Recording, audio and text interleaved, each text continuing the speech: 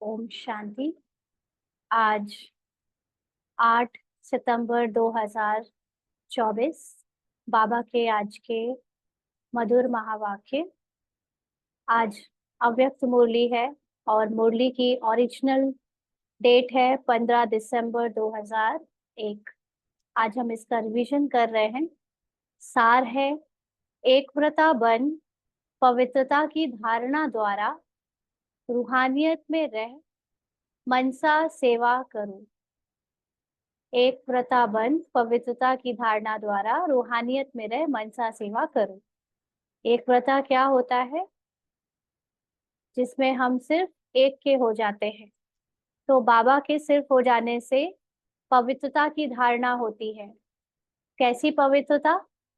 संसार में ड्रामा में जो पार्ट चल रहा है, वो पार्ट प्ले करते हुए अभी हमने अपने आप को जो अनेकों का समझ लिया है ना, अपने को परिवार में लौकिक या अलौकिक, जहां जहां भी हमने अपनी अटैचमेंट रखी है, वो ड्रामा की अटैचमेंट जो है वो हमको अपवित्र बनाकर रखती है।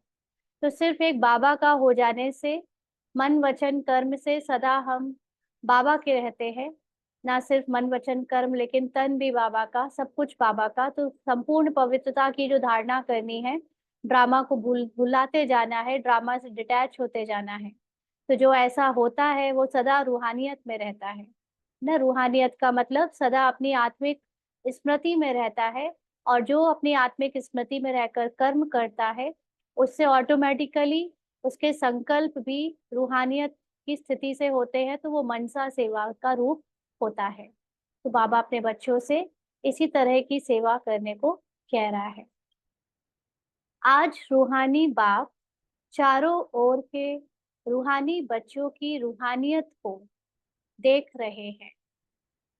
बाबा चेक कर रहे हैं बाबा के अभी तक जितने भी बच्चे बने, उन सब के अंदर कितनी आत्मिक अवस्था, आत्मिक स्थिति या सोल कॉन्शियसनेस कितनी है। हर एक बच्चे में रूहानियत की झलक कितनी है। रूहानियत नयनों से प्रत्यक्ष होती है।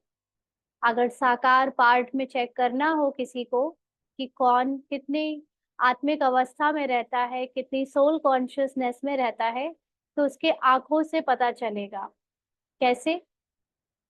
जिनकी आंखें सदा अपने अंतर्मुखता में रहेंगी, जिनकी आंखों में सदा सबके लिए समभाव होगा, कल्याण की भावना से सबके प्रति दया का भाव दिखेगा, जिनकी आंखों में कभी कहीं माया की किसी चीज में डूबेगी नहीं, माना आकर्षित नहीं होगी, है ना। वो दूसरों के चाल चलन, रहन सहन, बाहर जो माया का भपका है, उस तरफ उनका कोई भी इंटरेस्ट नहीं होता। जो अपनी आंखों को उन तरफ नहीं लगाते, है ना। जो भी संसार की चीजें हैं, बाबा ने हमें बताया हुआ है सिविल आय रखने को, तो उनकी आंखों से पता चलता है कि ये बहुत ही लिमिटेड, बहुत ही अंतर्मुखी और बहुत ही सबके प्रति दयालु या समभाव की शख्सियत है ना। तो उनके नयनों से पता चलता है कि ये रूहानियत में रहते हैं। रूहानियत की शक्ति वाली आत्मा सदा नयनों से औरों को भी रूहानी शक्ति देती है। क्योंकि वो जब सबको देखती है या जहां जहां उसकी दृष्टि पड़ती है, उसको सदा स्मृति रहती है कि आत्मा ही एक सत्य है, आत्मा ही सभी का सच्चा रूप है। बाकी तो जो दिख रहा है वो उसकी सिर्फ ड्रामा में एक किरदार है। तो इस कारण से वो जिसको भी देखती है, उसमें भी रूहानी शक्ति वाइब्रेशंस के द्वारा भरती जाती है। उनको भी ड्रामा से न्यारे होने की शक्ति मिलती है। रूहानी मुस्कान औरों को भी खुशी की अनुभूति कराती है ना, सच्ची खुशी। उनकी चलन चेहरा फरिश्तों के समान डबल लाइट दिखाई देता है। तो डबल लाइट का मतलब ऐसा नहीं कि कोई वाइट प्रकाश के शरीर में उड़ता हुआ दिखता है, लेकिन जो आत्मा पार्ट में अपने कंप्लीट सोल कॉन्शियस स्टेज में रहती है या सोल कॉन्शियस स्टेज में ज्यादा से ज्यादा रहती है, वो सदा निश्चिंत रहती है। वो पूरी तरह समर्पण बुद्धि होकर चलती है। उसका सिर्फ इतना इंटरेस्ट होता है, इतना रुझान होता है कि वो सिर्फ अपने को आत्मा समझे और बाबा की याद में रहे। बाकी ड्रामा अनुसार जो कुछ होना होगा वो होता रहेगा, चलता रहेगा। इस स्मृति से उसका चेहरा सदा चलन सदा उड़ती माना हल्की रहती है ना। आत्मिक अवस्था की लाइट और मन वाणी कर्म से सदा हल्कापन, ये दोनों ही स्थिति उसके अंदर दिखती है, इसलिए उसको बाबा ने फरिश्तों के समान बोला। ऐसी रूहानियत का आधार है पवित्रता। कौन होगा इतनी स्टेज तक स्थित?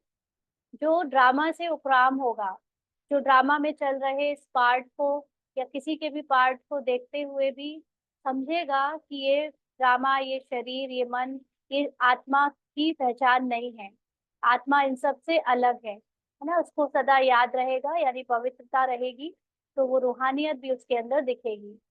जितनी जितनी मन वाणी कर्म में पवित्रता होगी, उतना ही रूहानियत दिखाई देगी। पवित्रता ब्राह्मण जीवन का श्रृंगार है। पवित्रता ब्राह्मण जीवन की मर्यादा है। ब्राह्मण बने किस लिए हम? ताकि पुरानी दुनिया को भुलाकर नई दुनिया की तरफ अपने कदम बढ़ाए। पुरानी दुनिया के संस्कार, स्वभाव सब कुछ भुलाकर नए अपने असली सत्य की तरफ बढ़े। तो इसीलिए ब्राह्मण बनने के बाद अगर कोई कहे कि मैं या दिखे कि वो कंप्लीटली अभी भी बॉडी कॉन्शियसनेस में है, पूरी तरह अपने पार्ट में डूबा हुआ है ना, मैं मेरापन में अटका हुआ है, ड्रामा में डूबा हुआ है, तो उसको ब्राह्मण नहीं कह सकते। ब्राह्मण जीवन का आधार और मर्यादा ही है उसकी पवित्रता। माना उसने ये निश्चय किया है कि अब वो सिर्फ एक बाबा की बन के रहेगी, बाकी सबसे अपने को डिटैच करती जाएगी। तो बाप दादा हर बच्चे की पवित्रता के आधार पर रूहानियत को देख रहे हैं। रूहानी आत्मा इस लोक में रहते हुए भी अलौकिक फरिश्ता दिखाई देगी। रूहानी आत्मा इस लोक में रहते हुए भी अलौकिक फरिश्ता दिखाई देगी। तो अपने आप को देखो, चेक करो, हमारे संकल्प बोल में रूहानियत है? तो बाबा पूछ रहे हैं, अपने आप को देखो, चेक करो, हमारे संकल्प और बोल में रूहानियत है? माना जब हम वाचा में आते हैं, बातचीत करते हैं, या हम जब संकल्प, हमारे विचार जो चलते हैं वो ड्रामा के डूबे हुए किरदार के अकॉर्डिंग रहते हैं, ड्रामा के सीन के अकॉर्डिंग रहते हैं, या अपनी आत्मा की स्थिति में स्थित होकर फिर हम पार्ट के बारे में सोचते हैं, या अपनी स्थिति से स्थित होकर पार्ट को चलने देते हैं और हम बाबा की याद में रहते हैं। बाबा ने कहा, रूहानी संकल्प अपने में भी शक्ति भरने वाले हैं और दूसरों को भी शक्ति देते हैं। अगर हम किसी से बोल कर किसी को मोटिवेट करेंगे तो उसका प्रभाव बहुत लिमिटेड होगा, थोड़े समय के लिए होगा। लेकिन अगर हम अपनी आत्मिक अवस्था में टिक कर संकल्प करते हैं, औरों को आत्मा के रूप में देखकर संकल्प करते हैं, तो उन आत्माओं में भी शक्ति भरती है, और वो अपने में भी शक्ति भर के दूसरों को भी हम शक्ति दे सकते हैं। तो बाबा कहते हैं, जिसको दूसरे शब्दों में कहते हो, रूहानी संकल्प मनसा सेवा के निमित्त बनते हैं। रूहानी बोल स्वयं को और दूसरे को सुख का अनुभव कराते हैं, शांति का अनुभव कराते हैं। एक रूहानी बोल अन्य आत्माओं के जीवन में आगे बढ़ने का आधार बन जाता है। रूहानी बोल बोलने वाला वरदानी आत्मा बन जाता है। रूहानी कर्म सहज स्वयं को भी कर्म योगी स्थिति का अनुभव कराते हैं और दूसरों को भी कर्म योगी बनाने के सैंपल बन जाते हैं।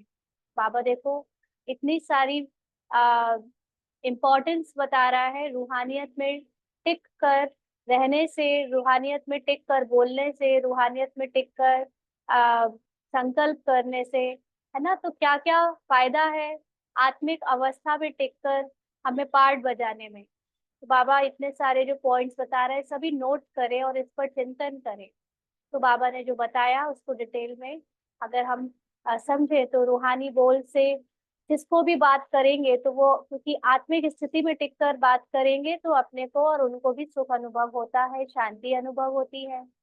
और अगर हम अपने आत्मिक अवस्था में टिककर दूसरों को देखेंगे तो ऑटोमेटिकली हमें उनसे ईर्ष्या द्वेष भाव नहीं होगा, और उन आत्माओं के प्रगति के प्रति जो हमारी शुभ भावना होगी वो उनको आगे बढ़ाने का आधार बन जाएगी।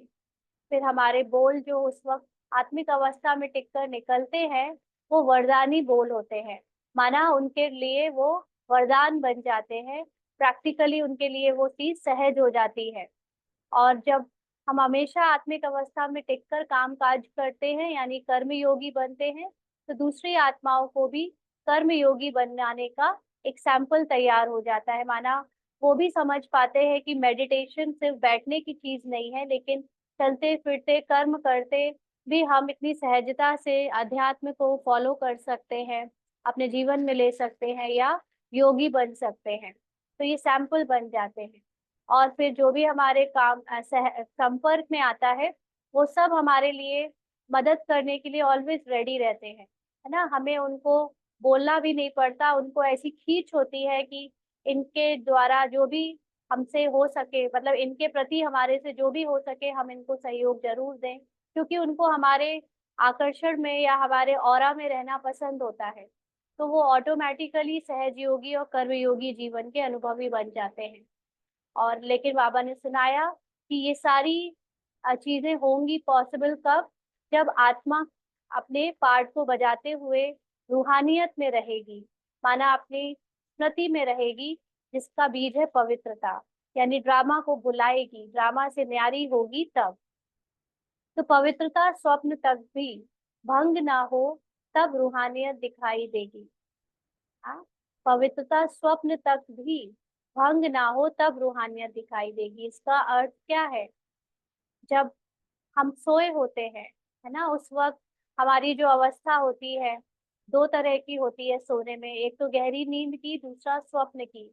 तो देखा जाता है कि अक्सर स्वप्न में हमारा कंट्रोल नहीं होता, है ना। जागते हुए तो आत्मा फिर भी ये कैच कर पाती है कि क्या चल रहा है मन में, या अगर बहुत ठीक नहीं चल रहा है तो हम उसको थोड़ा सा कंट्रोल कर भी लेते हैं। लेकिन सपने में तो आत्मा का बिल्कुल कंट्रोल नहीं होता, या मन भी बिल्कुल कंट्रोल नहीं कर पाता क्या सपना आ रहा है ना, कितना उजूल फुजूल सपना आता है।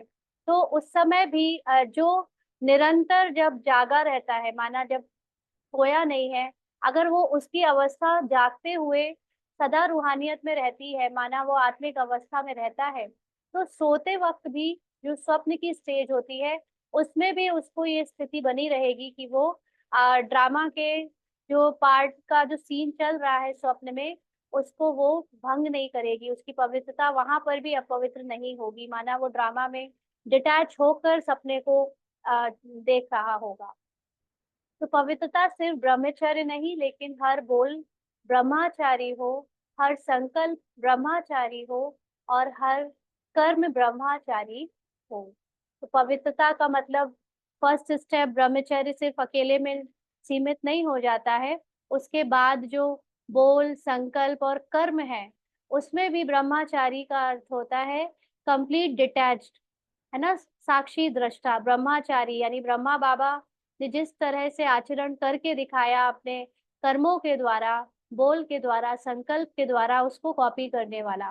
ब्रह्मा बाबा जब शिव बाबा उनके तन में आए तो उन्होंने कंप्लीटली अपने को सरेंडर कर दिया, पूरी तरह से अपना धन मन तन सब कुछ, फैमिली सब सरेंडर हो गई। यहाँ तक कि बाबा के मन में चल रहे संकल्प से भी बाबा उपराम हो गए।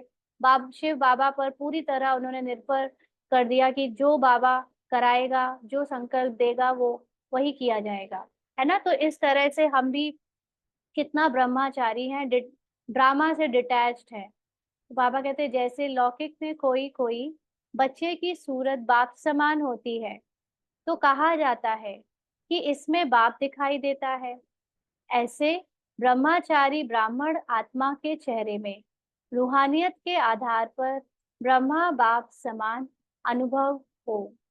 तो जो भी आत्मा हमें मिले, है ना, जो भी संपर्क में आए, उसको हमारे चेहरे से रूहानियत का अनुभव हो, बाप समान अनुभव हो, तब कहेंगे कि हम बाबा की या अपनी आत्मिक अवस्था में स्थित है। जो संपर्क वाली आत्माएं अनुभव करे कि यह बाप समान है, बाबा कहते चलो 100% नहीं भी हो, माना हमेशा या हर कोई ऐसा अनुभव ना भी करे, तो समय अनुसार कितनी परसेंट दिखाई दे, कम से कम जो समय अब आ गया है पुरुषार्थ की अंतिम स्टेज का, उसके अकॉर्डिंग कम से कम कितनी परसेंटेज पे रिजल्ट होना चाहिए रूहानियत का, कहाँ तक पहुंचे हैं? हाँ, बाबा पूछ रहे हैं 75%, 80%, 90%, कहाँ तक पहुंचे हैं? तो बाबा ने कहा यह आगे की लाइन बताओ, है ना, जो स्टार्टिंग में जो बैठते हैं दादियाँ दीदियाँ, बाबा ने कहा आगे की लाइन बताओ। देखो, बैठने में तो आपको नंबर आगे मिला है, तो ब्रह्मचारी बनने में भी नंबर आगे होगा ना, है आगे की नहीं? हाँ, माना जितना स्पेशल इम्पोर्टेंस मिली है यज्ञ में आगे बैठाने की, है ना, उतना क्या अंदर से पुरुषार्थ भी ब्रह्मचारी है? ब्रह्मा बाबा को कॉपी किया है, माना अपने आपको कंप्लीटली आत्मिक अवस्था में स्थित करके बाबा को समर्पण करके बुद्धि मन तन सब कुछ अपने पार्ट को बजा रही हो, ड्रामा को भुलाकर। हाँ, ये जितने भी बॉडी की पहचाने हैं वो सब भुलाकर। तो बाप दादा हर बच्चे की पवित्रता के आधार पर रूहानियत देखना चाहते हैं। कौन से आधार पर? पवित्रता के आधार पर। तो चेक करना है हमें, हमारी ड्रामा से कितनी उपराम स्थिति होती जा रही है। हाँ, हम किस किन चीजों से अपवित्र है? हमने ये शरीर को अपना मान लिया, शरीर के रिश्ते जो मिले उनमें आसक्ति, उनसे अटैचमेंट, फिर शरीर के द्वारा जो संकल्प कर्म बोल, है ना, वो सब होते हैं, उससे अटैचमेंट, उसको अपना मान लिया। फिर शरीर में जो मन बुद्धि है संस्कार है, उसको अपना मान लिया, उससे अटैचमेंट। और ऐसे अनेक चीजों की जो अटैचमेंट है, सेंसेशन है, जो एक्सपीरियंस है अंदर आत्मा में जो हो रहे हैं, है ना, जो भी उसके अंदर फीलिंग्स हैं, ये सब चीजों को आत्मा ने अपना मान लिया, माना मन बुद्धि से जो अपनी उससे पहचान बना ली, उसको बाबा कहते हैं कि वो अपवित्र हो गए। अब उसी को छोड़ाना माना पवित्रता। तो उसके आधार पर बाप दादा हमारे हर बच्चे यानी हमारा आत्मा के अंदर पार्ट में रूहानियत देखना चाहते हैं। बाप दादा के पास सबका चार्ट है, बोलते नहीं है लेकिन चार्ट है। हाँ, हम चार्ट लिखे या नहीं, हम बताएं चाहे नहीं, लेकिन बाबा को तो पता है ना। तो बाबा कहते क्या क्या करते हैं, कैसे करते हैं, सब बाप दादा के पास चार्ट है। पवित्रता में भी अभी कोई कोई बच्चों की परसेंटेज बहुत कम है, माना अभी कोई कोई बच्चा अभी बहुत डूबा हुआ है अपने किरदार में, शरीर की पहचानों में, शरीर के रिश्तों में, अभी पूरी तरह से उसी में डूब कर पार्ट बजाते हुए ही बाबा बाबा करता है। समय के अनुसार विश्व की आत्माएं आप आत्माओं को रूहानियत का सैंपल देखना चाहती हैं। हाँ, इसका सहज साधन है, सिर्फ एक शब्द अटेंशन में रखो, बार बार उस एक शब्द को अपने आप अंडरलाइन करो, और वह एक शब्द है एक व्रता भव। एक व्रता भव। जैसे पतिव्रता होता है ना, पत्नियां अपने आप को कंप्लीटली पति के रजा में सरेंडर कर देती है, जैसा बोलेगा पति वैसा करेंगे, जैसा उसको पसंद होगा वैसा करेंगे, उसके सिवा किसी और को याद नहीं करेंगे, देखेंगे भी नहीं, सोचेंगे भी नहीं किसी के बारे में। तो यहाँ पर जब भगवान के हम बच्चे बन गए, जान लिया कि हम आत्मा है और आत्मा का संबंध हर किसी से सिर्फ एक आत्मा का ही हो सकता है, कोई भी विनाशी संबंध सत्य नहीं है, ये सब यहाँ पे झूठे संबंध है, कुछ दिनों में विनाश हो जाएंगे, है ना, ये सब जान लेने के बाद अगर हम तब भी बाबा को एक मात्र अपना आधार ना रखें, ना बनाए, एक व्रता ना रहें, तो फिर हमारा जो पवित्रता का फाउंडेशन है वो सदा कमजोर रहेगा, है ना। इसीलिए बाबा कहते हैं कि अपनी पवित्रता को बढ़ाने के लिए, रूहानियत को बढ़ाने के लिए सदा एक शब्द याद रखो, एक व्रता भव। यानी हर हाल में सिर्फ बाबा की याद हो, सिर्फ अपने को आत्मा स्थिति में स्थित करके सबको आत्मा के रूप में देखना, यही अभ्यास हो।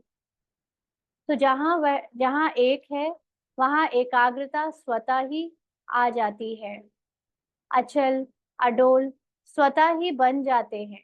है ना। अगर अब एक व्रता में भी जब हम बाबा को याद रखते हैं तो हमारा अभ्यास ऐसा हो जाता है कि हम जब भी पाठ में देखते हैं कि कुछ ऐसा हो रहा है जो अ, यथार्थ नहीं है, माना जो प्रॉपर तरीके से नहीं है या सही नहीं है, उसको पाठ को देखकर हम प्रभावित नहीं होते, इन्फ्लुएंस नहीं होते, क्योंकि हम जानते हैं कि मैं आत्मा अपने सत्य में जब टिकती हूँ, या मुझ आत्मा का जो सत्य है वो इस पार्ट से अलग है ना। तो एक व्रता का मतलब ये भी होता है कि एकाग्रता से आप अपने सत्य में टिक जाओ, चाहे जितना भी पार्ट में उथल पुथल मची हो, परिस्थितियां या चारों तरफ से मन बुद्धि संस्कार भी अगेंस्ट जा रहे हो, लेकिन फिर भी आपका जो अपना वास्तविक सत्य है वो सदा अचल अडोल है, इस बात का ज्ञान से उसको हमेशा याद रखना, धारण करना।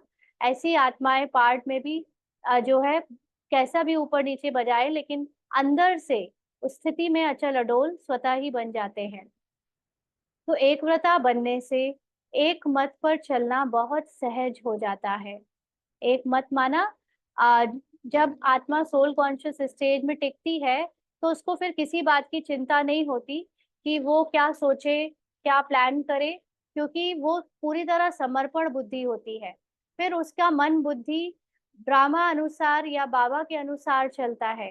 जो जो आत्मा पार्ट में अपने को कंप्लीटली समर्पण कर देती है, ये सिर्फ बाबा के बच्चों की बात नहीं है, लेकिन भक्तों में भी ऐसा देखा गया है कि जो भक्त रूप में या आध्यात्मिक जर्नी में भी जिन्होंने अपने आप को कंप्लीटली भगवान पर सरेंडर कर दिया, उनके द्वारा फिर डिवाइन कार्य कराए जाते हैं। माना फिर परमात्मा उनके द्वारा अपने कार्य कराता है, तो उनके मन वचन कर्म को यूज करके परमात्मा ही उन्हें चलाता है। तो इसीलिए जिसके लिए संसार बाबा है, जिसके लिए अपनी एकाग्रता से अचल अडोल अवस्था से अपनी आत्मिक अवस्था में स्थित रहना सहज है, उसको हमेशा एक मत पर चलना बहुत सहज हो जाता है। माना बाबा की जो हम हमारे प्रति रजा है या हमारे प्रति जो कर्तव्य कराने का पार्ट है वो बाबा हमसे कराता रहता है। तो बाबा कह रहे हैं जब है ही एक व्रता तो एक ही मत से एक मति सदगति सहज हो जाती है ना। तो अब हमें चिंता ही नहीं कि हम किसी और पार्ट में किसी के हेल्प ले या किसी से कोई एक्सपेक्टेशन रखे।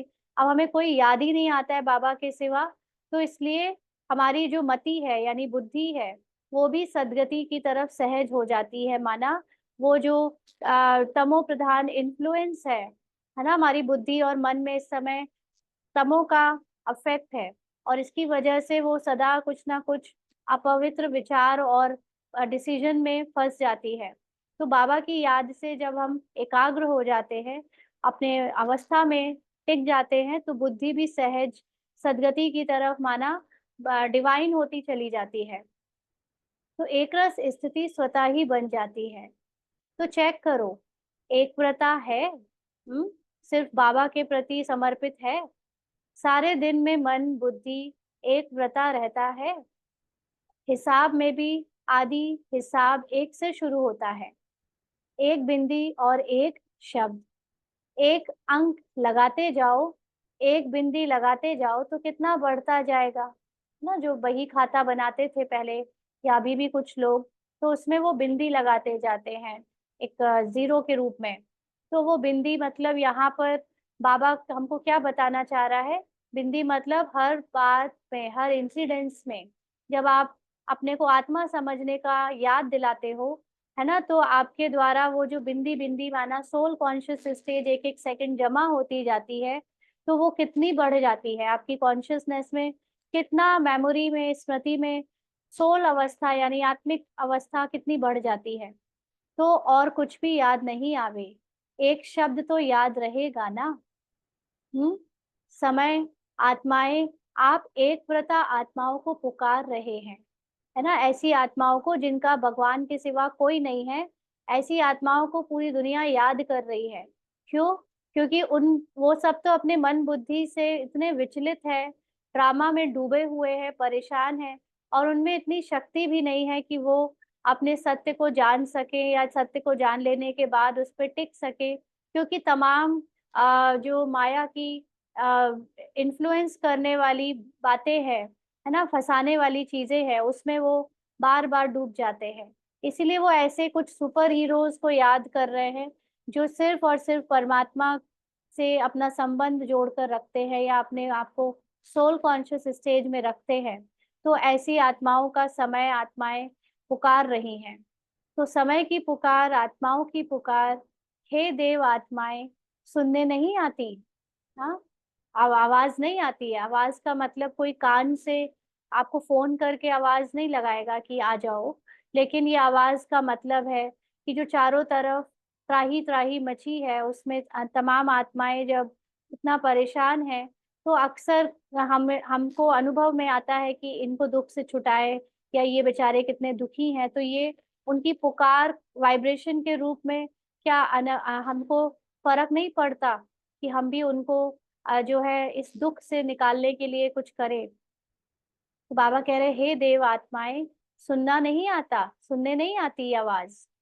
प्रकृति भी आप प्रकृति पति को देख देख पुकार रही है।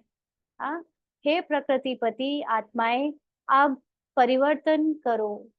कैसे परिवर्तन होगा?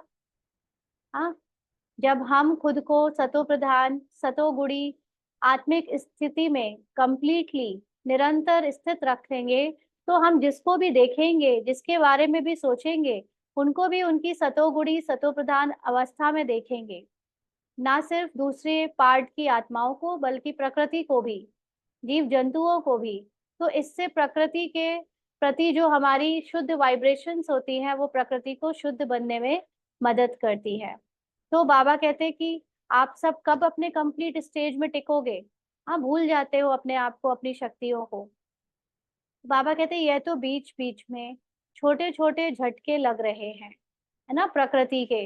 बेचारी आत्माओं को बार बार दुख के, भय के झटके नहीं खिलाओ, है ना, क्योंकि होता नहीं है कुछ, लेकिन डराने के लिए हिलती है, या कुछ ना कुछ छोटी छोटी आपदाएं आती है, तो जैसे और भय बढ़ता चला जाता है चारों तरफ आत्माओं में, क्योंकि वो जानते नहीं कि वो कौन है। वो खुद को शरीर समझते हैं, इसलिए शरीर के मरने के बात को सुनकर डर जाते हैं। तो आप मुक्ति दिलाने वाली आत्माएं, मास्टर मुक्तिदाता, कब इन आत्माओं को मुक्ति दिलाएंगे? क्या मन में रहम नहीं आता? हाँ, रहम तो बच्चों को आता होगा, लेकिन क्या सोचते हैं कि इनके दुख कैसे दूर हो जाए, युद्ध विराम हो जाए, है ना, सभी लोग शांति से रहे।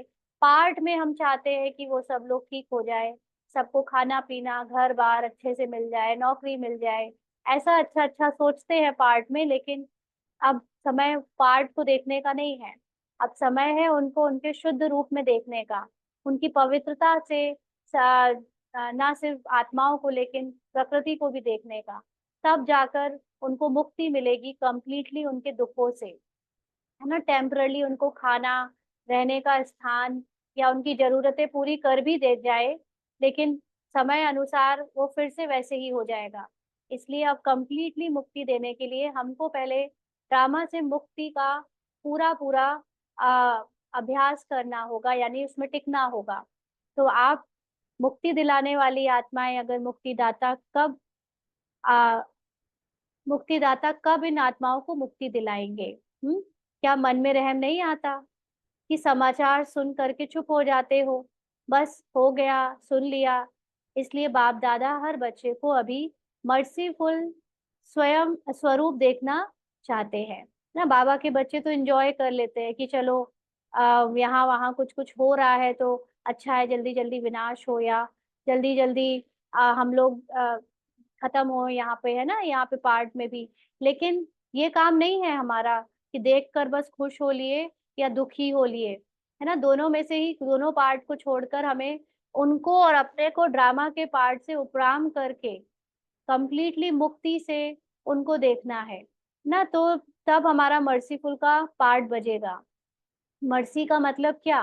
मर्सी का मतलब उनके ऊपर रहम करना, उनको उनके पार्ट में फंसे हुए देखकर उनकी मदद करना, कि ये जो ड्रामा में इतने डूबी हुई आत्माएं हैं, कि खुद को वही मान रही है जो दिखने में आ रहा है, लेकिन ये सत्य नहीं है ना। कल परसों भी हम लोगों ने बात करी थी कि ड्रामा में बाय प्लॉट में जो कुछ धर्म है वो सब चले जाएंगे। इतने सारे लोग जो दिख रहे हैं वो सब मुक्ति पाएंगे, मुक्ति तो सब पाएंगे लेकिन वो सब भी समाप्त हो जाएंगे। तो ये पार्ट है ना, इसको आप एक चित्र के रूप में देखोगे अगर मूवीज में या ड्रामा में, तो इतने सारे लोग जो आ जाते हैं दिख रहे हैं दिखने में, वो सब तो बाय प्लॉट है।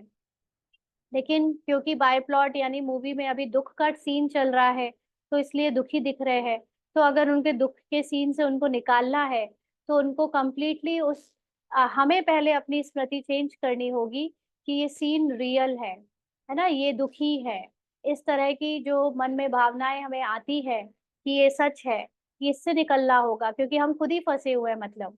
तो इसलिए बाबा कहते हैं कि जब ऐसा कुछ देखो, तो उनके अपने मुक्ति को इमर्ज करो ना, निकालो अपने को ड्रामा से और उनको भी उसी स्थिति में देखो, तब जाकर उन्हें मुक्ति मिलना शुरू होगी।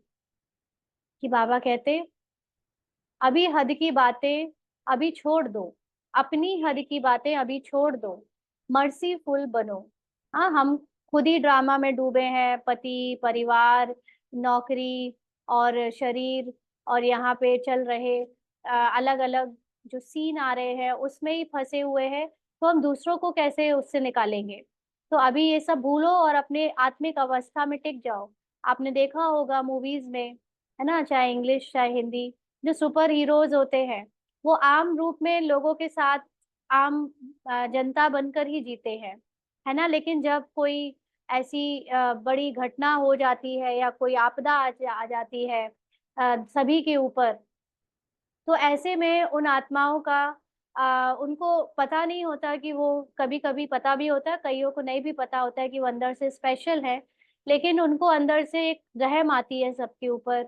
और फिर वो उसके समाधान के लिए कुछ करने लगते हैं, ढूंढने लगते हैं कि कैसे हम इनकी मदद करें। और उस यात्रा में उनको रियलाइज होता है कि उनके अंदर ही सुपर पावर्स है ना। या कभी कभी वो अचानक से सामने वाले का सामना करने में उनकी जो शक्तियां निकल के आती हैं, तब उनको रियलाइज होता है कि अरे मेरे अंदर ये पावर्स थी। तब दूसरों को पता चलता है कि ये तो सुपर हीरो है ना। तो ऐसे ही हम सब भले ड्रामा में दूसरों की तरह ही घर गृहस्थी, बाल बच्चे, नौकरी, रिश्तेदारी, इन सब में फंसे हुए हैं, लेकिन अब समय आ चुका है ये समझने का कि हम वो कॉमन मैन या आम जनता नहीं है जो दूसरों की तरह हम भी इसी में ही अपना समय गुजार दें, है ना, खाने पीने मस्ती करने, और बस सुबह से रात तक ये मैं और मेरा करने में।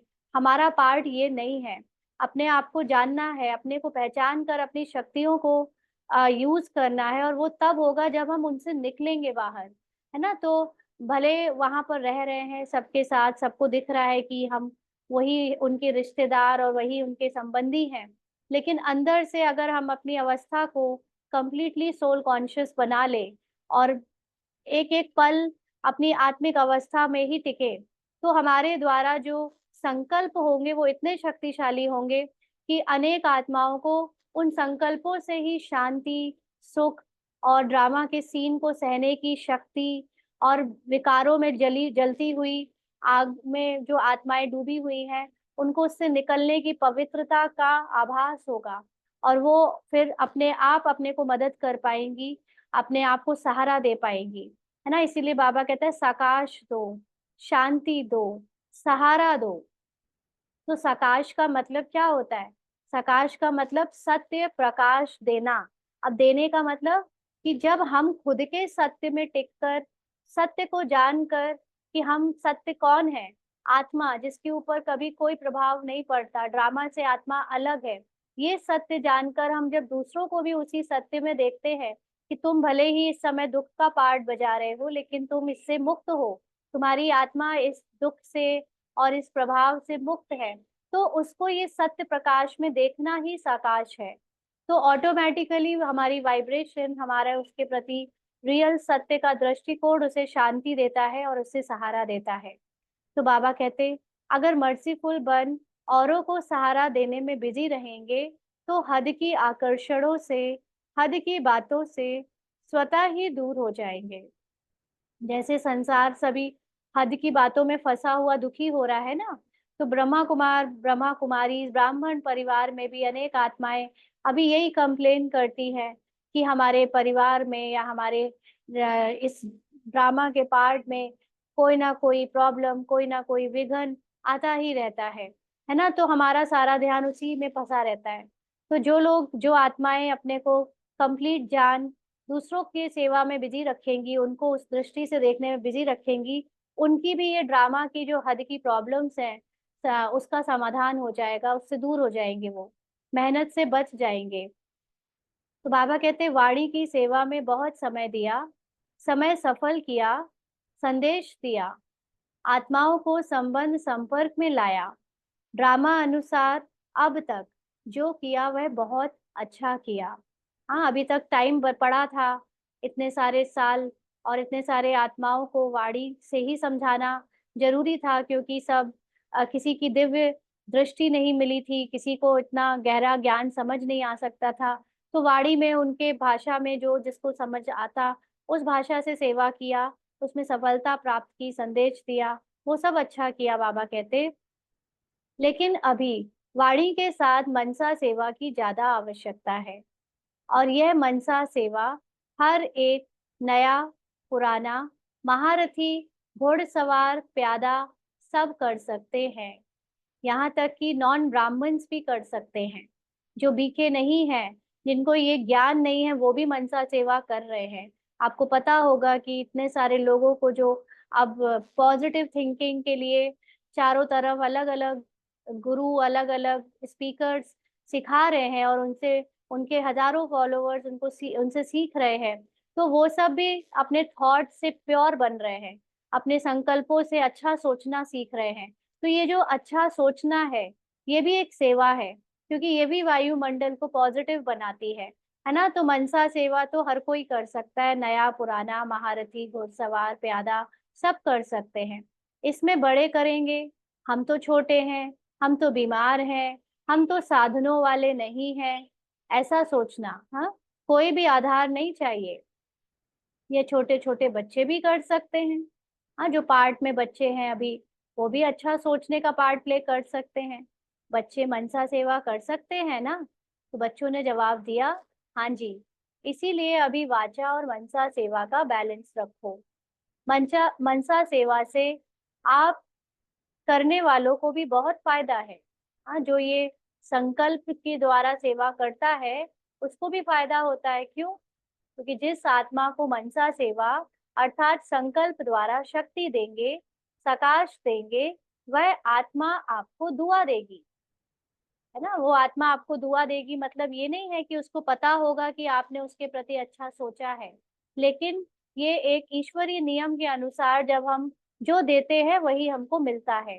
तो जब हम दूसरों के लिए मन से अच्छे भाव, अच्छे फीलिंग्स, अच्छे संकल्प क्रिएट करेंगे, तो ऑटोमेटिकली बदले में हमको हमारे लिए भी वही मिलेगा, माना दुआ आएगी, वापस दुआ कमाएंगे।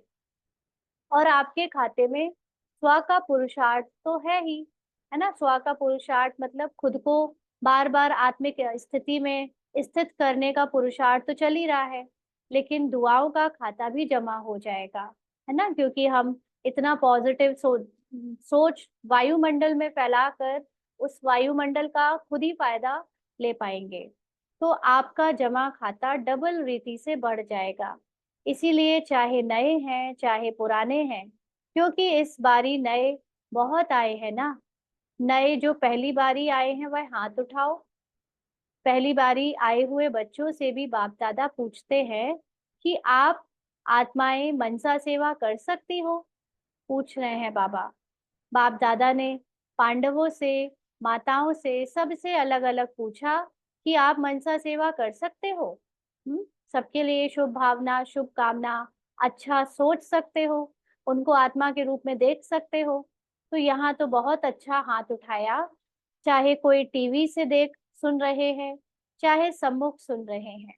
अभी बाप दादा सभी बच्चों को जिम्मेवारी देते हैं कि रोज सारे दिन में कितने घंटे मनसा सेवा यथार्थ रीति से की, उसका हर एक अपने पास चार्ट रखना।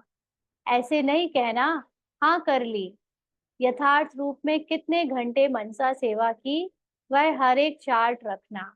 हम्म। फिर बाप दादा अचानक चार्ट मंगाएंगे।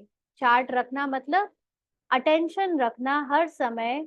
ऐसे तो बाबा चार्ट लिख कर बोल रहा है, लेकिन अगर लिख कर नहीं रख सकते हैं तो आप अटेंशन रखो अपने अंदर कि मैंने पूरे परिस्थितियां जितनी भी आई हर दिन हर सेकंड, उसमें कितनी बार मैंने अपने व्यर्थ के संकल्प को या सामने वाले के व्यर्थ के कारनामों को देखकर, तब भी उसको आत्मा के रूप में देखकर उसके लिए अच्छा सोचा, परिस्थिति के लिए अच्छा सोचा, और हर बार मैंने अपनी आत्मिक अवस्था में टिकने का अभ्यास किया। तो ये अटेंशन रखो कि कितनी देर हम ये काम करते हैं, है ना। तो ऐसे ही नहीं हाँ कर ली, तो बाप दादा अचानक चार्ट मंगाएंगे, माना आपसे पूछेंगे कि बताओ कितनी देर करते हो या कितनी देर का अभ्यास किया है। बाबा कहते डेट नहीं बताएंगे, अचानक मंगाएंगे। देखेंगे कि जिम्मेवारी का ताज पहना या हिलता रहा है। जिम्मेवारी का ताज मतलब हम अपने आप को कितना जिम्मेवार समझते हैं इस वायुमंडल में पॉजिटिविटी फैलाने के, है ना। अगर हम ये समझे कि ये जो संसार में इतनी नेगेटिविटी और दुख है, उसको पॉजिटिव बनाना मेरा कर्तव्य है, तो ऑटोमेटिकली जब भी कोई इम्प्योर या अपवित्र बात घटना या कोई भी बातें हमारे सामने लाएगा या आएगी ना, या संकल्प में उठेगी, तो हम उसको एज इट इज स्वीकार नहीं करेंगे। पहले उसको पॉजिटिव बनाएंगे, उसको पॉजिटिव बनाकर वायुमंडल में फैलाएंगे। ये हमारी जिम्मेवारी है ना। हम वो मशीन्स हैं जिसके अंदर नेगेटिविटी की कोई बात अगर जाए तो निकल कर पॉजिटिव हो जाए। तो अपने को ऐसी मशीनरी बनाकर चलना है ना, क्योंकि ये मशीनरी ही हमारे ताज का आधार है। जितना ज्यादा हम इस मशीनरी को चलाएंगे, जितनी बड़ी जिम्मेवारी उठाएंगे, यानी ज्यादा से ज्यादा समय हम अपने को पॉजिटिव या श्रेष्ठ संकल्प या स्वमान में या आत्मिक अवस्था में टिकने का अभ्यास कराएंगे, उतना बड़ा सतयुग त्रेता युग में हमको जिम्मेवारी यानी महाराजा महारानी का ताज मिलेगा ना। यहाँ पर अगर हम या सिर्फ भाषा से सेवा कर रहे हैं, वाचा से सेवा कर रहे हैं, लेकिन जो संकल्प है, जो भावनाएं हैं, जो दूसरों के प्रति हमारा नजरिया है, दृष्टि है, वो अगर नहीं चेंज हुआ है, तो वो जिम्मेवारी का ताज सतयुग में नहीं मिल सकता, क्योंकि मुख्य जिम्मेवारी तो वही है ना। तो बाबा ने कहा टीचर्स ने तो जिम्मेवारी का ताज पहना हुआ है ना, पूछ रहे हैं बाबा। अभी उसमें यह ऐड करना ठीक है ना, क्योंकि टीचर्स ऐसे तो जिम्मेवारी लेते ही हैं, बड़े बड़े और सेमिनार और बड़े बड़े आश्रम संभाल रहे हैं, इतने सारी आत्माओं की सेवा कर रहे हैं, तो फिजिकली तो उन्होंने ताज ले रखा है, यानी जिम्मेवारी का इतने सारी आत्माओं का, बट अभी उसको मनसा से भी बढ़ाना है। तो बाबा कहते हैं डबल फॉरेनर्स हाथ उठाओ, यह जिम्मेवारी का ताज अच्छा लगता है तो ऐसे हाथ उठाओ। टीचर्स भी हाथ उठाओ, आपको देखकर सबको प्रेरणा मिलेगी। तो चार्ट रखेंगे, पूछ रहे बाबा। हाँ, अटेंशन रखेंगे कि कितनी देर मैं वर्ड्स को समर्थ में बदलता हूँ, हाँ कितनी देर मैं आत्मिक अवस्था में टिकता हूँ। अच्छा, आप सब लिखने वाला चार्ट रखें, वो बेस्ट है ना। और अगर मिस हो जाता है तो कम से कम अटेंशन तो रखें संकल्पों में। बाबा कहते अच्छा बाप दादा अचानक एक दिन पूछेगा, अपना अपना चार्ट लिखकर भेजो, फिर देखेंगे, क्योंकि वर्तमान समय बहुत आवश्यकता है। अपने परिवार का दुख परेशानी आप देख सकते हो क्या? बाबा पूछ रहे हैं। दुखी आत्माओं को अंजलि तो दो, जो आपका गीत है, एक बूंद की प्यासी है हम। आज के समय में सुख शांति के एक बूंद की आत्माएं प्यासी हैं। एक सुख शांति के अमृत की बूंद मिलने से भी खुश हो जाएंगी। हाँ, तो वो सुख शांति की बूंद उन पर कब हमारे द्वारा टपकेगी? जब हम उनको उनकी सत्य स्थिति में साकाश देंगे, माना अपने को सत्य अवस्था सोल कॉन्शियस स्टेज में टिकाकर उन आत्माओं को भी उनके आत्मिक स्वरूप में देखेंगे, ना कि पार्ट में देखेंगे। ना पार्ट में देख लेने से उनका दुख और बढ़ जाता है। जैसे कोई आपके पास आया, कोई बड़ी दुख की घटना बता रहा है, और आप भी उसी घटना में डूब जाओ, हाँ बहुत बुरा हुआ आपके साथ या बहुत बुरा हुआ उस जगह पर, और आप भी दुखी होकर महसूस कर रहे हो मतलब ड्रामा के किरदार में डूबे हुए लोगों को या उस सीन को देखते हुए आपने भी धोखा खाया और अपने को भी धोखे में रखे हो कि आप भी शरीर हो और आपको भी इसके प्रति कोई प्रतिक्रिया देनी पड़ेगी बॉडी कॉन्शियसनेस की, है ना। तो ये क्या हो गया, ये तो आपने और ही दुख में या विष में और विष मिला दिया। अभी उसमें आपको अमृत की बूंद मिलाना माना, जब कोई आपको ये बता रहा है तो सबसे पहले जरूरी नहीं कि आप उसको बोलो कि ये तो ड्रामा है ना, वो इतना दुख में डूबा है तो अचानक से ये सब नहीं बोल सकते आप, लेकिन आप उसको देख तो सकते हो अपने अंदर की दृष्टि से कि ये जो ड्रामा है उसमें ये लोग दुखी हैं, उसमें ये पार्ट और ये सीन चल रहा है, ये इनका सत्य नहीं है। ये आत्मा देखो अपने को जानती नहीं है, अपने को समझ बैठी है शरीर, और ये जो इसके परिवार वाले हैं वो भी अपने को शरीर समझकर इस पार्ट में इतना डूबे हैं कि एक दूसरे को इतना अटैचमेंट में दुख दे रहे हैं, है ना। और हम उसको देखेंगे कि ये तो पार्ट है इनका, आत्मा तो सदा ही मुक्त है, आत्मा सदा ही शुद्ध है, पवित्र है, खुश है ना, शांत है। तो ये देखने से उस आत्मा को फिर आपके द्वारा जो वाइब्रेशंस मिलेंगी वो जैसे एक अमृत की बूंद के समान उनको शांति और खुशी देगी। तो इसलिए बाप दादा बार बार सुनाते रहते हैं, समय आपका इंतजार कर रहा है। माना इस दृष्टि से देखना शुरू करो, अपनी कॉन्शियसनेस को शिफ्ट करो ऊपर, हाई जंप दो कि ड्रामा से अपने को फंसाना बंद करो, चलो ऊपर अपनी स्थिति से और वहां से सबको देखो, है ना। तो बाबा कहते समय आपका इंतजार कर रहा है। ब्रह्मा बाप अपने घर का गेट खोलने का इंतजार कर रहा है। हाँ, तो घर का गेट कोई लोहे या सोने का या कोई ऐसे लाइट का नहीं बना होगा। घर का गेट खोलने का मतलब है अपनी संपूर्ण स्थिति में टिकने का इंतजार कर रहा है। तो ब्रह्मा बाबा अपनी संपूर्ण स्थिति से एक स्टेप जस्ट पीछे है, क्योंकि संपूर्ण स्थिति में टिक जाने के बाद अव्यक्त शरीर भी नहीं रहता है ना, निराकारी स्थिति, कंप्लीट साइलेंस स्थिति में फिर वो अव्यक्त बाबा का जो शरीर है वो भी नहीं रहेगा। लेकिन बाबा को तो तुरंत पार्ट बजाने आना है दोबारा, इसलिए वो जस्ट वो 1 सेकंड का साइलेंस और फिर नीचे उतर आएंगे। तो वो 1 सेकंड का साइलेंस रुका हुआ है बाबा के लिए भी, क्योंकि हम में से जो आत्माएं उनके साथ 9 लाख बनने वाली है पार्ट में, वो अभी तैयार नहीं है। वो बाबा के समान भी स्टेज में अभी तक उनमें से अनेक आई नहीं है जो अव्यक्त शरीर के स्टेज में भी आ चुकी हूँ। इसलिए बाबा इंतजार कर रहा है कि जल्दी जल्दी कम से कम उस स्टेज तक तो आओ जिस स्टेज तक ब्रह्मा बाबा है। हाँ, तो बाबा कहते प्रकृति तीव्र गति से सफाया करने का इंतजार कर रही है। तो हे फरिश्ते, अभी अपने डबल लाइट से इंतजार को समाप्त करो। डबल लाइट माना अपनी आत्मिक स्मृति में टिक कर संपूर्ण समर्पण बुद्धि से बाबा के समान खुद को समझकर ड्रामा से अपनी कंप्लीटली पहचान मिटा दो, सारी पहचाने मिटा दो, तो हम डबल लाइट फरिश्ता बन जाएंगे। तो एवर रेडी शब्द तो सब बोलते हो, लेकिन संपन्न और संपूर्ण बनने में एवर रेडी हो। हाँ, हमने एवर रेडी का मतलब क्या समझ लिया कि बस बाबा ले चलो हम मरने के लिए तैयार है। हाँ, लेकिन ये नहीं जानते कि मर कौन रहा है इस समय, ये कह कौन रहा है।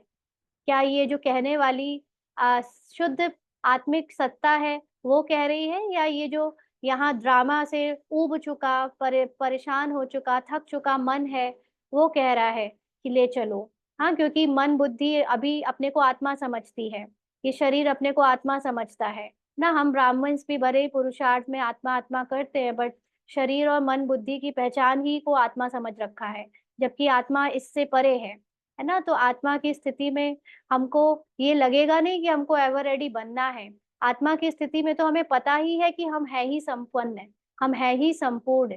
लेकिन अभी जो बार बार हम अपने को ये समझते हैं कि बनना है, अभी अनुभव करना है, ये कौन है कह रहा है, ये मन बुद्धि कह रही है ना। इसलिए ये मन बुद्धि एवर रेडी समझती है अपने को। आत्मा एवर रेडी तो सदा है ही, उसको क्या रेडी होना है, वो तो है ही आत्मा। हाँ, उसको क्या इस शरीर को छोड़ना और ड्रामा को छोड़ना, वो तो छूटी हुई है।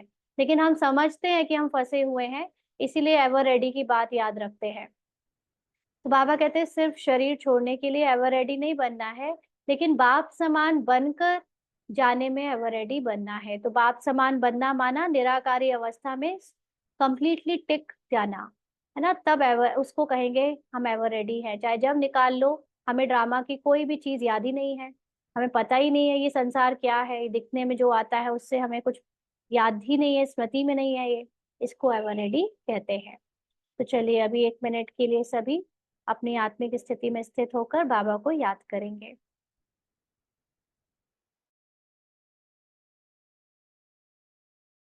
आगे बाबा कहते हैं, ये मधुबन के सब आगे आगे बैठते हैं, अच्छा है, सेवा भी करते हैं। मधुबन वाले एवर रेडी हैं, पूछ रहे हैं बाबा। हंसते हैं। अच्छा, पहली लाइन वाले महारथी एवर रेडी हैं? बाप समान बनने में एवर रेडी, पूछ रहे हैं बाबा। ऐसे जाना तो एडवांस पार्टी में जाएंगे।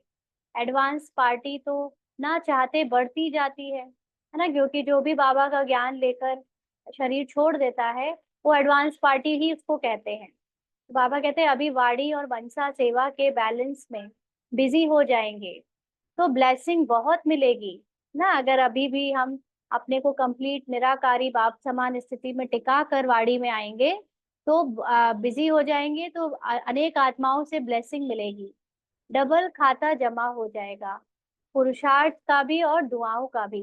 तो संकल्प द्वारा, बोल द्वारा, वाणी द्वारा, कर्म द्वारा, संबंध संपर्क द्वारा दुआएं दो और दुआएं लो। माना जिससे जिसके बारे में भी सोचो सदा अपने आत्मिक स्वरूप में सोचो, अब उसको आत्मा के रूप में देखते सोचो, बोलो तो आत्मा के रूप में बोलो, वाणी कर्म में और संबंध संपर्क में जो भी आए, है ना, आपके लौकिक रिश्तों में अलौकिक रिश्ते में संपर्क में, उन सब को दुआएं दो। माना उनकी शुद्ध स्वरूप में उनको देखो तो अब ऑटोमेटिकली उनसे दुआएं मिलेंगी। एक ही बात करो, बस दुआएं देनी है। चाहे कोई बदुआ दे तो भी आप दुआ दो, क्योंकि आप दुआओं के सागर के बच्चे हो।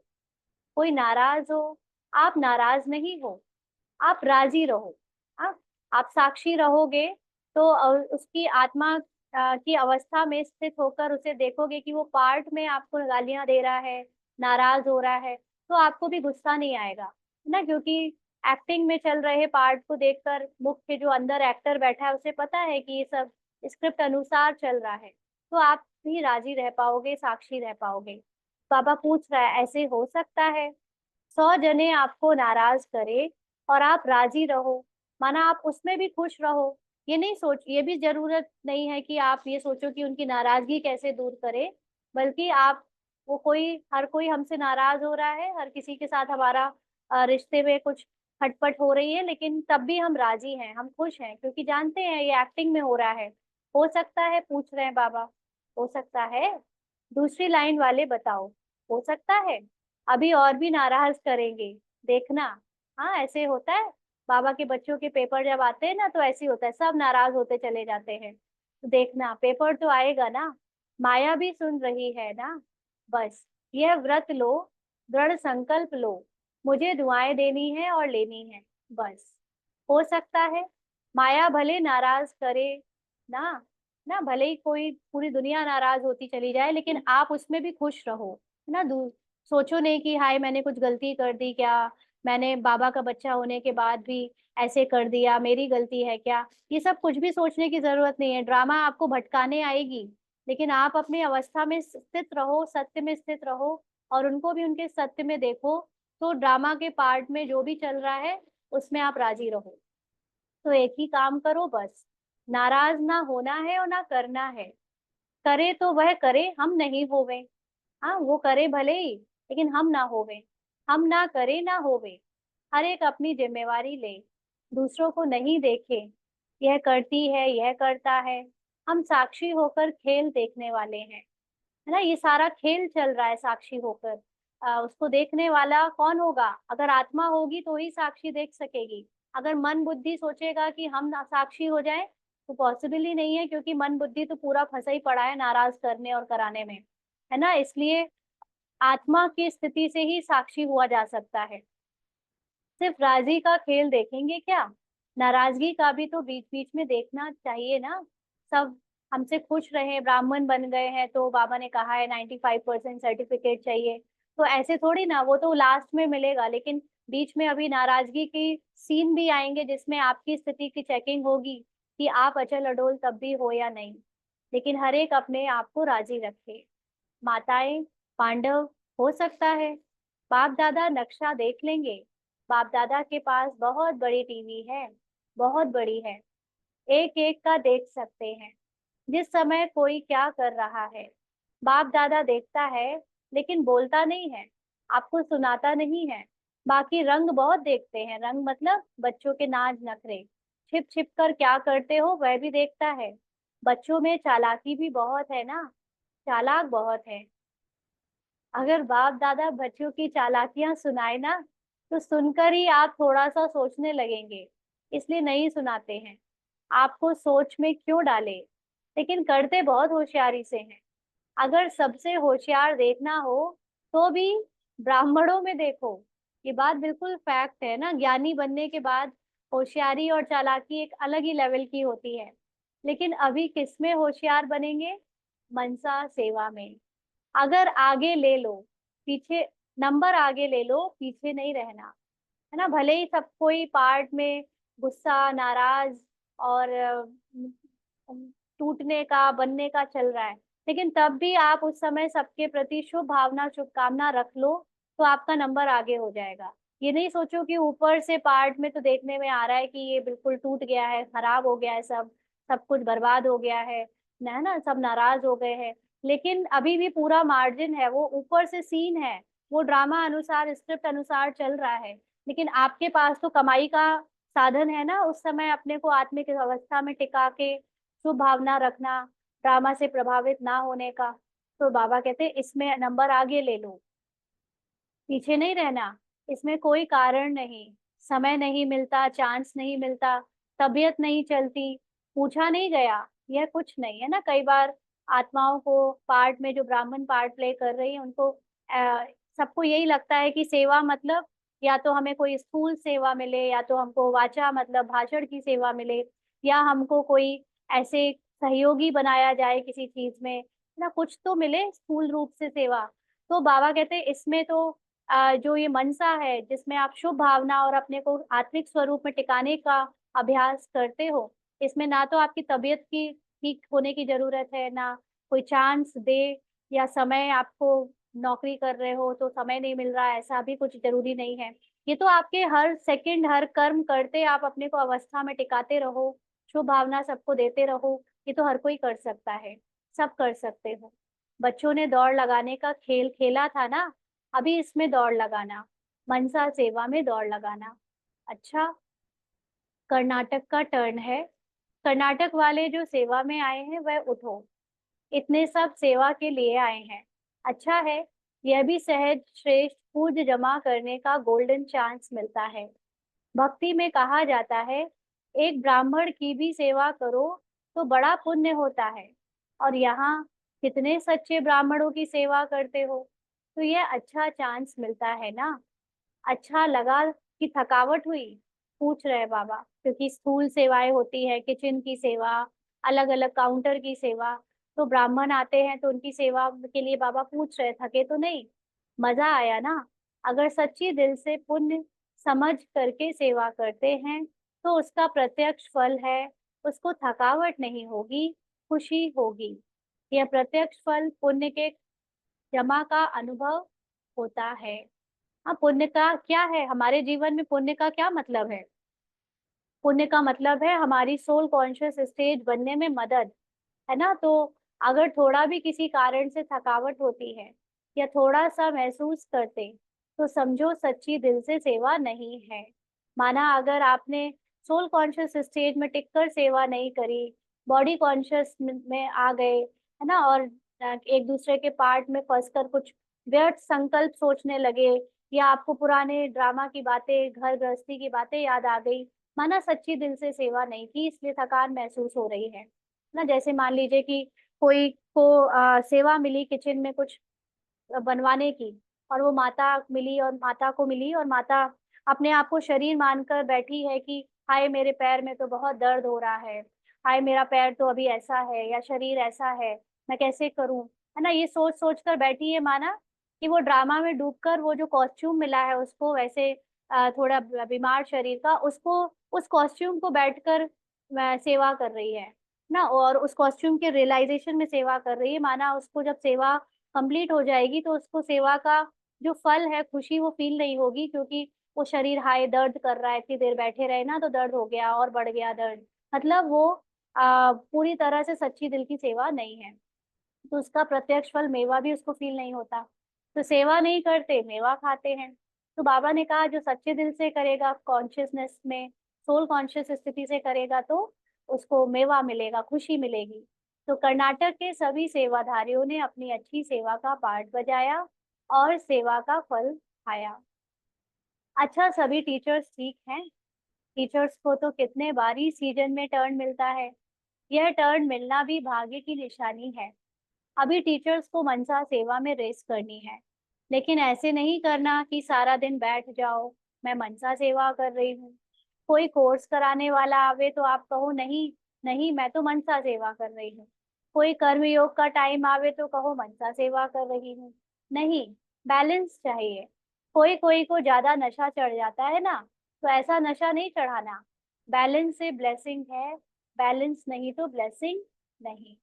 अच्छा, अभी सभी एक सेकंड में मनसा सेवा का अनुभव करो। आत्माओं को शांति और शक्ति की अंजलि दो ना, साथ साथ देते चलो। अच्छा, चारों ओर के सर्वश्रेष्ठ रूहानियत का अनुभव कराने वाले रूहानी आत्माओं को, सर्व संकल्प और स्वप्न में भी पवित्रता का पाठ पढ़ने वाले ब्रह्मचारी बच्चों को, दृढ़ संकल्पधारी मनसा सेवाधारी तीव्र पुरुषार्थी आत्माओं को, सदा दुआएं देने और लेने वाले पुण्य आत्माओं को बाप दादा का, दिलाराम बाप का दिल व जान, सिख व प्रेम सहित याद प्यार और नमस्ते। हम रूहानी बच्चों की रूहानी बाप दादा को याद प्यार, गुड मॉर्निंग और नमस्ते बाबा, शुक्रिया, थैंक यू बाबा। बाबा ने फिर दादी जी से और दादी जानकी जी से पर्सनल मुलाकात की। बाप दादा ने त्रिमूर्ति ब्रह्मा का दृश्य दिखाया। आप सबने देखा? क्योंकि बाप समान बाप के हर कार्य में साथी होना, इसीलिए यह दृश्य दिखाया। बाप दादा ने आप दोनों को विशेष पावर्स की विल की है, विल पावर भी दी है, और सर्व पावर्स की विल भी की है। माना जो इच्छा शक्ति है, जो दृढ़ इच्छा शक्ति है, वो बाप दादी को और जानकी दादी को एक्स्ट्रा दी है, इसलिए वह पावर्स अपना काम कर रही है। करावन हार करा रहा है और आप निमित्त बन कर रहे हो। मजा आता है ना? करण करावन हार बाप करा रहा है, इसीलिए कराने वाला करा रहा है। आप बेफिक्र होकर कर रहे हो। फिक्र नहीं रहता है ना, बेफिक्र बादशाह। अच्छा, तबीयत के भी नॉलेजफुल, थोड़ा थोड़ा नटखट होता है, इसमें भी नॉलेजफुल बनना ही पड़ेगा, क्योंकि सेवा बहुत करनी है ना, तो तबीयत भी साथ देती है, तो डबल नॉलेजफुल। अच्छा, ओम शांति। माना शरीर को कैसे चलाना है ना, आत्मा को चलाना तो आ गया, लेकिन अभी शरीर को भी कैसे चलाना है इसकी भी नॉलेज होनी चाहिए। वरदान है, ईश्वरीय संग में रहे, उल्टे संग के वार से बचने वाले सदा के सत्संगी भव। ईश्वरीय संग में रह, उल्टे संग के वार से बचने वाले सदा के सत्संगी भव। बाबा ने बताया कि कैसा भी खराब संग हो, लेकिन आपका श्रेष्ठ संग उसके आगे कई गुणा शक्तिशाली है। ईश्वरी संग के आगे वह संग कुछ भी नहीं है, सब कमजोर है। लेकिन जब खुद कमजोर बनते हो, तब उल्टे संग का वार होता है। माना जब आपके अंदर से खुद ही व्याकुलता, कमजोरी के संकल्प, ड्रामा की बातें आप पर हावी हो जाती है, तो आप ईश्वरीय ज्ञान को, ईश्वरीय जो हमारी अपने अंदर रियलाइजेशन है, पावर है, उसको भूल जाते हो। तो उल्टे सुल्टे संकल्प या उल्टे सुल्टी आत्माओं में जो पार्ट चल रहा है, उनके संग में चले जाते हो, उसका वार हो जाता है। तो सदा एक बाप के संग में रहते हैं, अर्थात सदा के सत्संगी हैं।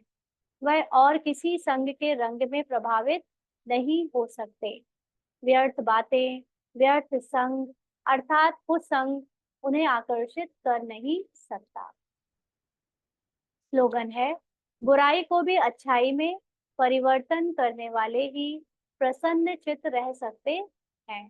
तो ड्रामा में चल रहे बुराई के सीन, है ना, कोई भी तरह के, उसको आत्मा की अच्छाई में परिवर्तन करना जो ये जानता है, वही सदा प्रसन्न चित्त रह सकता है। अच्छा, ओम शांति। आज के अव्यक्त इशारे हैं। जो इच्छा मात्रम अविद्या स्थिति में रहता है, वही अखंड दानी बन सकता है। तो इच्छा मात्रम अविद्या स्थिति होती है निराकारी स्थिति, बीज रूप स्थिति।